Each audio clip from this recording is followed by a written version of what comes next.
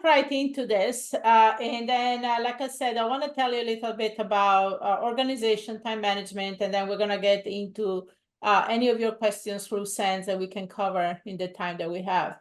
So I know a lot of you, how many here are working right now and are looking to get into real estate full time? Or how many here are so busy with what they're doing and don't feel like, they can manage their time, or where do I find time in the day to do this?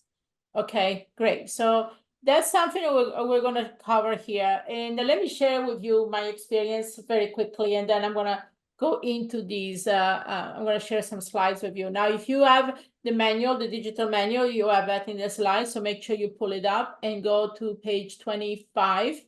Here, I'll share my screen, make it easier. Hold on. Okay, page 25, and then you can write notes on there. Okay.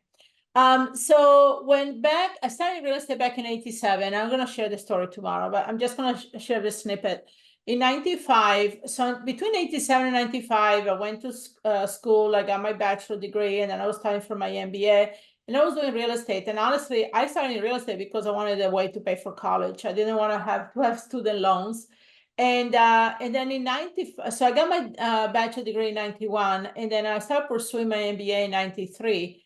And by 95 was almost the last semester of my MBA, which I did finish it, my MBA, but I came to the realization that I just didn't want to work corporate anymore. I had a really good job. I was working assistant controller in metal commodities. And I sat there one day and it's like, why am I here?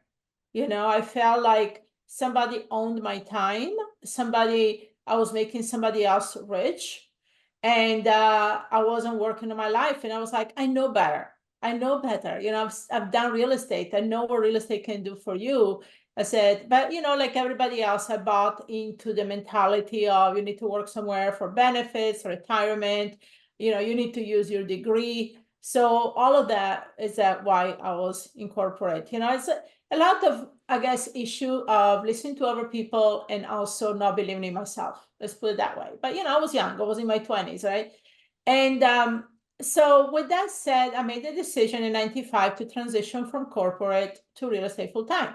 So here I'm going to show you, Lisa, go to the next slide.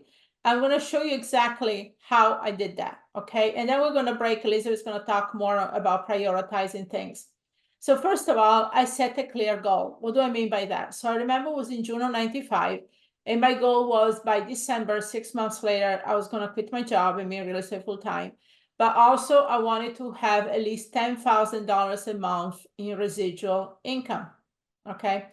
Or income. I shouldn't say residual income. Now, some of you heard when I mentioned this morning that I started buying property in 91, rentals. I actually had a good portfolio, but Liz's dad did not like real estate, and we ended up getting divorced later, but that's another story.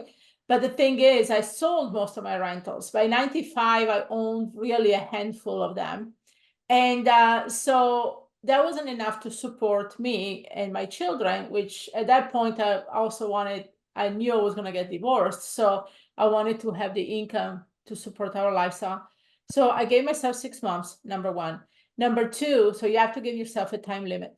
Number two, you want to see what income do you need in order for you to make the next move. In my case, was $10,000 a month, which in 95, that was pretty good money.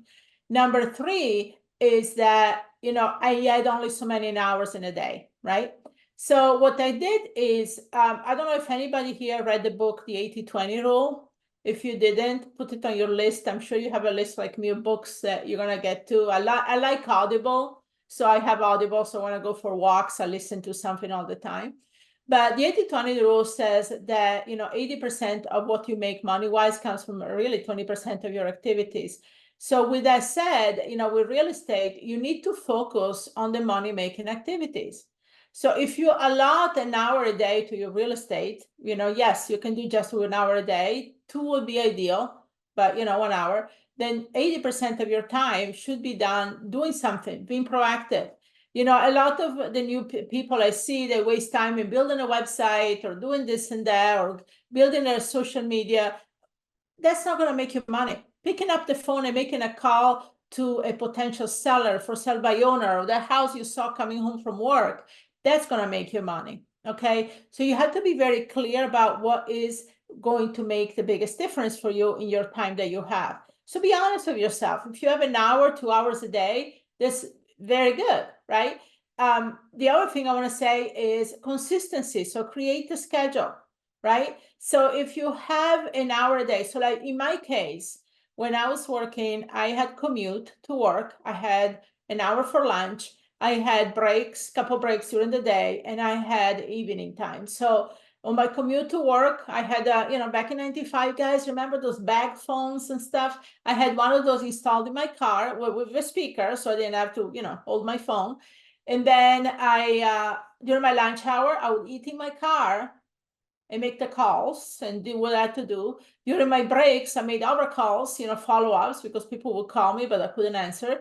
And then in the evening, I would go home and chart the plan I had to do the rest of the day, the rest of the week. So, I was like, okay, I would scout for properties. Back in 95, there wasn't much internet, but I used the MLS and the Sunday paper, scouting for properties. And then I would make calls the following day. So that's how I did. And then on Saturday, I worked 2-3 hours more, just going out there and looking at properties and so forth. So within 3 months, I was consistently doing 1 to 2 wholesale deals a month. So my focus was I wanted to build out my rentals. However, I had sold most of my rentals. Right now, I needed cash fast so I could transition. And I also needed more money to buy more rentals. So I went into what it was called back then flipping a contract, which nowadays is called wholesaling. So I started doing that, and I would set aside, those hours every day. So I built up to a very consistent wholesale business within 3 months. I did stay 6 months for extra measure, right? I just wanted to make extra sure. And then I quit in December, just before the holidays of 95. So I hit my target. So next slide, Liz. So you want to create a schedule here to do that. So now, back then, we didn't have a lot of technology, right? I did have a laptop. I did have a cell phone. We had a fax machine. Nobody has fax machines anymore. So I had those tools, right? And I even installed this. I was talking with Paula, our student, the other day, and I said, I had everything installed in my car, by the way. I had one of those passenger seat desks with everything plugged in, and I still have that printer/fax machine that I could plug into my phone, and then I could fax things. So I had a mobile office. Honestly, I lived out of my SUV. So no, I didn't. I had a house, but you know what I'm saying. So with that said, I used the technology I had. Nowadays, there are a lot more tools. There are a lot of other things that you can use. Jimmy and Patricia talked about the tools that they use. Everybody today gave you a lot of information about tools, and tomorrow when we go into systems, we're going to give you even more. Okay, so just make sure that you learn, because anything we use that we tell you, they're vetted. Okay, so I want to know that everything we use is vetted. We're very careful about referring anything that we don't know it works 100% or works for us. So then you also use technology. You can outsource. Nowadays, there is such a wonderful thing called virtual assistants, right? I didn't have it back in 95, to tell you the truth. So a lot of it was done myself and my kids. My kids remember me paying them $1 an hour for doing work like, direct marketing and so forth. But, outsource, right? Maybe you have kids, maybe you have people that maybe you have virtual assistants, right? So that's the thing about outsourcing. Let somebody else take the heavy lifting, okay? At the end of the day, you should be remember, the money-making activities. You pick up the phone and make that call. You write a contract, you negotiate, right? You do those things that make the money. Everything else can be done by somebody else. There are people out there better than you in doing things, including making phone calls. That's the thing. There are people better than you in doing it. So don't feel like you have to do everything yourself. Now, in the beginning, maybe, so that you learn about the business and so forth. But if that really precludes you from doing deals because you don't have the time to make, 20 calls a day, then hire somebody else who is good at it that can make the 20 calls. So outsourcing for some of you can be the make or break in the beginning, depending on what your job is, right? And and the thing is, if you can set aside 1 to 2 hours a day, ideally about 7 to 10 hours a week to start, that's great. Like I say with the students, they go through the training, but I don't want them to go through the training and then do deals. There should be a hand by hand thing, right? Because if you go through the training and then you go out and do deals, trust me, you're going to forget everything. So use the training as a blueprint to help you to do deals. So, follow the stages. Everything we have outlined is really step by step, because that's the best way to teach. And that's how you were seeing some of the students that had done deals already and they just joined a couple of months ago, right? So that's how the right training is done. You learn while you're doing. That's how I learn. The other thing is stay organized. That's the thing, right? It's just like one of the things that I think I hope you picked up from Jimmy and Patricia is to keep it simple, right? Keep it simple. It doesn't have to be this huge operation. Some of you don't want to have this huge team of colors, VS, and stuff like that. Some of you are very happy doing it themselves, or maybe having 1 or 2 people helping them, and that's it. And that's what Jimmy and Patricia do, right? They kept it really small. They have a couple of things they help. They rely on tools, but there is organization. Another thing that I want to say is, we all feel that we have to go there in 10 different directions, right? You want to do this strategy, you want to do 10 type of lead generation. At the end of the day, you're going to find that 1 or 2 type of lead generations are going to give you the most results. Okay, so simplify. And that's the thing, and to me, it was a wake-up call, actually, several times during my career. The last time was yesterday, that somebody said, you need to simplify, focus on one thing and become the best at it. So good that you can be out and teaching it. And if I remember in 95, when I decided I was going back, in real estate full-fledged and really ramping up, I focused on one thing as far as lead generation, which was the MLS strategy, because it was easier. And then I added the second one, which was for sale by owners. That's it. That's all I did until I got out. And when I did real estate full time at the beginning of 96, then I added foreclosures, and I added code violations and tax liens. Then I started getting into more, but that was enough for me to do one. And even at any one time in my real estate career, I focused on only 1 to 2 prevalent strategy and a couple others on the side, but 1 to 2 strategies. And the other thing is you want to keep learning. This is a dynamic business. Okay, next slide, Liz. This is a dynamic business. It's going to change all the time.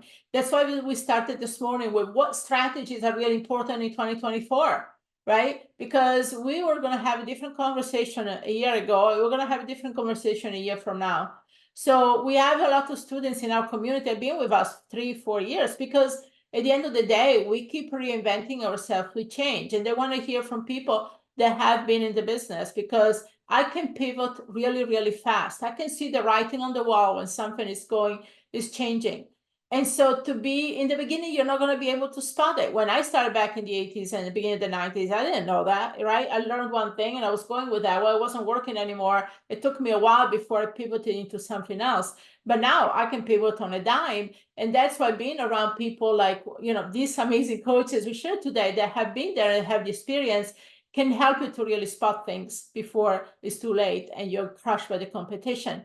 But you have to continuously learn what you're doing. The next thing is try to, for the sake of time, batch similar tasks, right? You need to batch things that are similar. So, and the other thing is, like I said, some of them you might give out to outsource right away. You don't have to do it. Now we have some great tools. Another thing that's happening in the next couple of years, we're going to see leaps and bounds in AI, artificial intelligence and technology. There is a lot of stuff that's coming out. Actually, there are tools out there that can even make a calls for you. I was just driving a tool the other day, and it was like, making calls. Actually, when we were at the retreat, we had somebody coming in and demonstrating how you can do cold calling with AI right now. And they're sounding more and more real. They respond the way the other person say on the other line, and they're going to get better and better. So we're seeing a lot of advances where you can, get a lot of help.